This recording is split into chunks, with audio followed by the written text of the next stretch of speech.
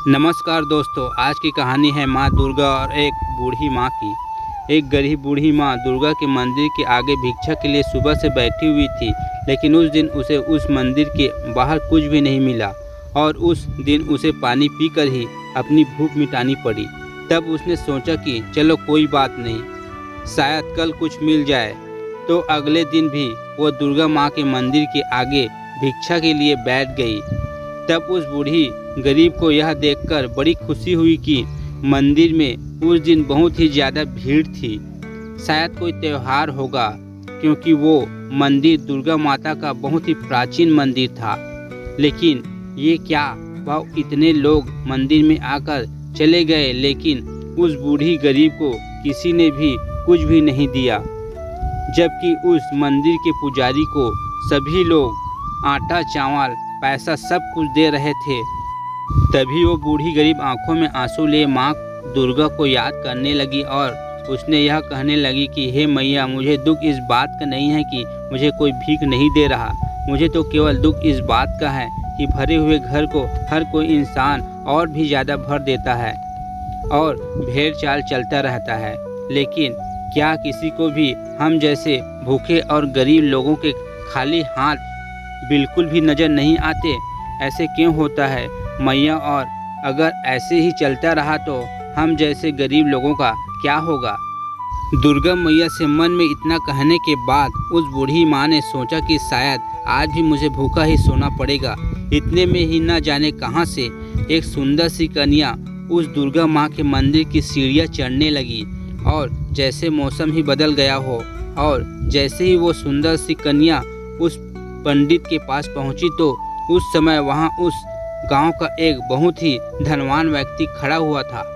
तो जैसे ही उस धनवान व्यक्ति ने अपनी पैसों और लड्डू बर्फी से भरी हुई थाली पूजा के लिए पंडित को पकड़ाने लगे, तो वैसे ही उस कन्या ने उन्हें रोकते हुए कहा, हे धनवान व्यक्ति, तुम ये पैसों और लड्डू बर्फी से भरी हुई थाली इस मंदिर के बाहर बैठी उस बूढ़ी गरीब माँ को क्यों नहीं देते? वह बेचारी कल से भूखी है और उसकी सहायता करना हमारा कर्तव्य है, जबकि दुर्गा माँ ने तुम्हें तुम्हारी मेहनत का खूब धन दिया हुआ है। लेकिन उस धनवान व्यक्ति ने अपना घमंड दिखाते हुए उस छोटी सी कन्या से कहा, तुम होती कौन हो मेरी दुर्गा माँ की पूजा के बीच में आने वाली, और मैं ये अपना सारा धन इस बूढ़ी गरीब पर क्यों लुटाऊं?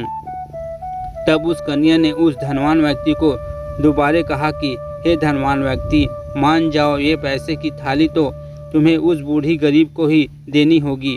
लेकिन उस धनवान व्यक्ति ने उस सुंदर कन्या की बात न मानकर वो पैसों की थाली उस पंडित को जैसे ही पकड़ाने लगा, वैसे ही उस कन्या ने जोर से धरती पर अपना पैर मारा, तो जैसे पूरी धरती ही हिलने लगी और अचानक वो धनवान व्यक्ति सीढ़ियों से लुढ़कता हुआ उस बूढ़ी गरीब के पैरों में आकर गिरा, जिसे वो धनवान व्यक्ति पैसों की थाली देने से मना कर रहा था।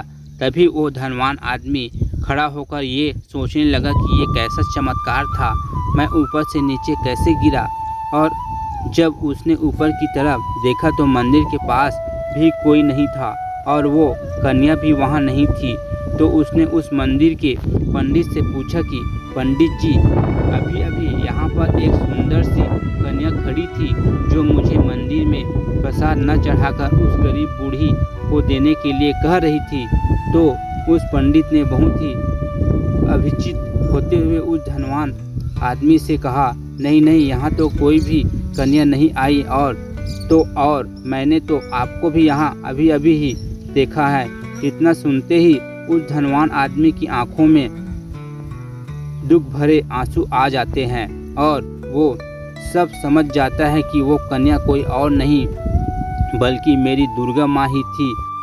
मगर मैं उन्हें क्यों नहीं पहचान पाया और उनका कहा भी मैंने क्यों नहीं माना? तभी वो धनवान आदमी दुर्गा माँ की मूर्ति के आगे रोता हुआ हाथ जोड़कर ये कह रहा था कि मुझे माफ़ कर दो मैया, मैं आपका इशारा समझ नहीं पाया, लेकिन अब मैं आपके दर्शन से धन्य हो गया मैया, और ये सब धन दौलत तो आपकी ही वजह से है, और अब से मैं इस धन दौलत को गरीबों की सहायता के लिए भी खर्च किया करूँगा। तभी उसी समय वो धनवान आदमी उस बूढ़ी गरीब के पास जाता है और उसे वो कुछ पैसे और कुछ खाने के लिए दे देता है। तो वो बूढ़ी गरीब उसे खूब आशीर्वाद देती है और कहती है, तुम हमेशा धनवान रहो और माता रानी तुम्हारी और तुम्हारे परिवार की हमेशा रक्षा करे। ऐसे आशीर्वाद से उस धनवान आदमी को बहुत ही खुशी मिली और तभी से उस आदमी को कोई भी गरीब मिलता था तो वो उसकी सहायता जरूर करता था। तो दोस्तों, वो ईश्वर भी हमें ये कभी नहीं कहता कि मंदिर में आप दान दो, बल्कि आप किसी मंदिर की बजाय उस लोगों की ज़्यादा सहायता करो जिन लोगों को सच में आपकी सहायता की ज़रूरत है। क्योंकि दोस्तों, ईश्वर ने तो हमें खाना पीना, कपड़ा, मकान सब दिया है, मगर क्या आपको कभी भी ये देखकर कभी भी अच्छा नहीं लगेगा कि जब आपके ही सामने कोई गरीब सिर्फ 2 रोटी के लिए ही आंसू बहा रहा हो। इसलिए दोस्तों, हमेशा हम सभी को गरीबों की सहायता करनी चाहिए। अगर वीडियो पसंद आए तो लाइक, शेयर और चैनल को सब्सक्राइब करना ना भूलें। धन्यवाद।